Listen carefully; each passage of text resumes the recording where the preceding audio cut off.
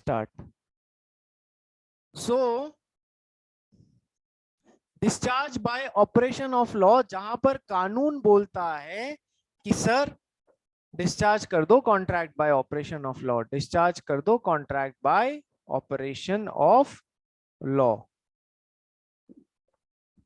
ठीक है, पहला, a contract may be discharged by operation of law in the following cases. sir death of the promisor, sir देखो बहुत ध्यान से समझना, आपको आता है, बस रिवाइज करने की बात है।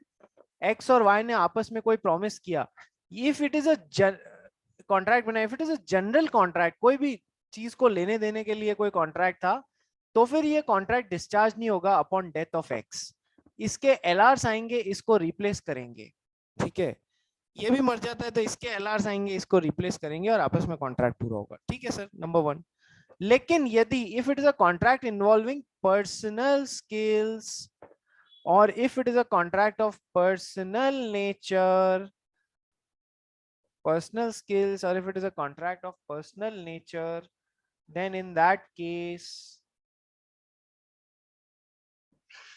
X ने Y के लिए एक पेंटिंग बनाने का वादा किया था, लेकिन X की डेथ हो गई, तो पर्सनल स्किल वाला है, तो यहाँ पर एलआर्स को नहीं लाया जा सकता, ये कॉन्ट्रैक्ट X की डेथ के साथ में ही खत्म हो जाएगा। सर पहला पॉइंट समझ में आ गया कि डेथ ऑफ अ प्रोमिसर से कॉन्ट्रैक्ट तभी डिस्चार्ज होगा when it is involving personal skills और is of personal nature. Dance करने का एग्रीमेंट बनाया है सर, और वो डांसर की डेथ हो जाती है, तो फिर वो कॉन्ट्रैक्ट पर्सनल स्किल्स इन्वॉल्व करता था, वो वहीं खत्म हो जाएगा, discharge by operation of law. Second, discharge by operation of law में इंसॉल्वेंसी। ठीक है सर, एक्स जो है उसने किसी को कुछ वादा किया है, ठीक है, कॉन्ट्रैक्ट बनाया है, लेकिन बाद में जाके अभी परफॉर्मेंस का टाइम आया नहीं है, उससे पहले ही एक्स ने अपने आप को इंसॉल्वेंट घोषित करा लिया है, इंसॉल्वेंट घोषित करा लिया है एक्स ने अपने आप को। ठीक है, तो फिर अब ये जो पेंडिंग ऑब्लिगेशंस है ना, ये इसे पूरे करने की जरूरत नहीं है। So when a promisor is declared insolvent, he is discharged from all his liabilities incurred prior to his adjudication as an insolvent। यानी कोर्ट ने जज किया ना उसको इंसॉल्वेंट, जैसे उससे पहले वाले लाइबिलिटीज से वो सारा छुटकारा पा जाता है। ठीक है, एग्जांपल देखो, a contracts to sell 100 bags to be of sugar, heavy losses, एक आग लगी और एक हैवी लॉसेस हुए ए को, जिसके कारण अब उसके पास में कुछ नहीं बचा है, तो उसने अपने आप को इंसॉल्वेंट घोषित करा लिया ए ने, और अब उसे इस कॉन्ट्रैक्ट को पूरा करने की जरूरत नहीं है। Merger of rights, sir inferior right जो है वो सुपीरियर राइट में मर्ज हो जाता है, तो आपको इंफीरियर राइट को परफॉर्म करने की जरूरत नहीं है।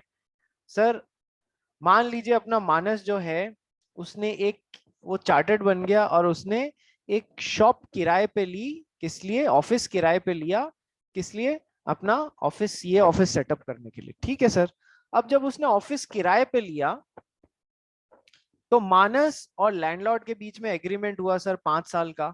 ठीक है सर, लेकिन तीसरे साल तक मानस ने इतना पैसा कमा लिया, इतनी अच्छी उसकी प्रैक्टिस चल गई कि उसने लैंडलॉर्ड से जमीन, ये ऑफिस जो है वो खरीद लिया। So this is a contract with superior rights regarding the same office, this is the contract with inferior rights regarding the same office. So तीसरे साल में ही खरीद लिया और ये कॉन्ट्रैक्ट 5 साल का था, सो दिस इंफीरियर राइट वाला contract gets merged into superior right, and that this inferior right वाला contract gets discharged by operation of law. It gets discharged by operation of law. It gets discharged by operation of law. ठीक है, merger of rights। चलिए next, unauthorized alterations of the terms of the written document। Sir Manas और ओम के बीच में कोई agreement हुआ है कि मानस ओम को 5,000 रुपए देगा। ठीक है, अभी ओम ने क्या किया, यदि इसकी सहमति से, दोनों पार्टीज की सहमति से चेंज हो रहे होते ना उसमें, इस एग्रीमेंट में, तो वो वैलिड होते 5 का 6 7 8। लेकिन ओम ने क्या किया, चुपचाप अकेले अपने मन से इसमें एक जीरो और लगा दिया कि तू मुझे 50,000 रुपए देने के लिए बाध्य है। तो सर ये unauthorized alteration into the terms of the written document है। This is an unauthorized alteration into the terms of the written document है। तो सर ये 50,000 वाला तो पूरा नहीं करना पड़ेगा। हाँ, 5,000 रुपए वाला जरूर आज भी मानस को ओम को देना पड़ेगा। 5,000 रुपए वाला जरूर मानस को ओम को देना पड़ेगा। आइए, सो 50,000 वाला gets discharge by operation of law. ठीक है।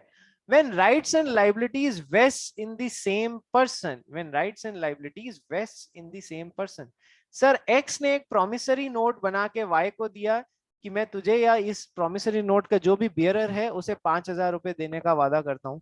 y ने वही promissory note z को पकड़ा दिया, z ने a को पकड़ा दिया, a ने वापस वही promissory note किसी transaction के relation में x को पकड़ा दिया।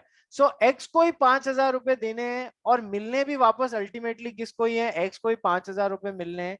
सो इसका इफेक्ट क्या हो गया सर? इसका इफेक्ट हो गया rights and liabilities vest in the same person, देने का भी और लेने का अधिकार भी सेम पर्सन के पास में हो गया।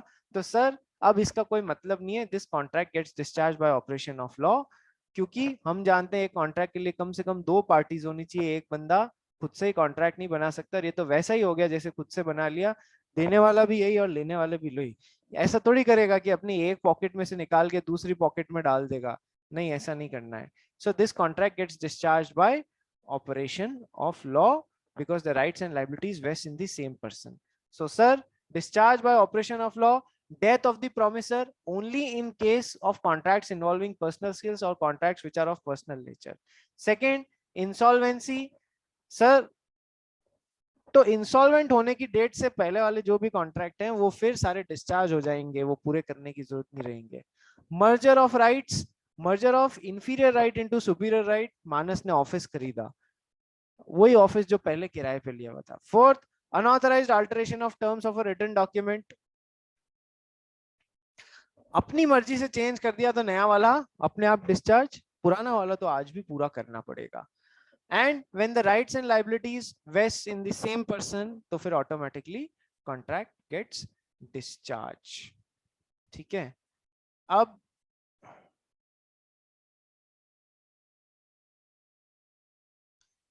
इसमें अपन ने क्या क्या कर लिया? डिस्चार्ज बाय परफॉर्मेंस तो कर ही लिया है, discharge by lapse of time कर लिया है, discharge by operation of law कर लिया।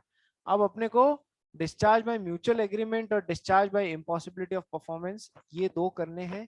ये बड़े बड़े टॉपिक हैं। And discharge by breach of contract.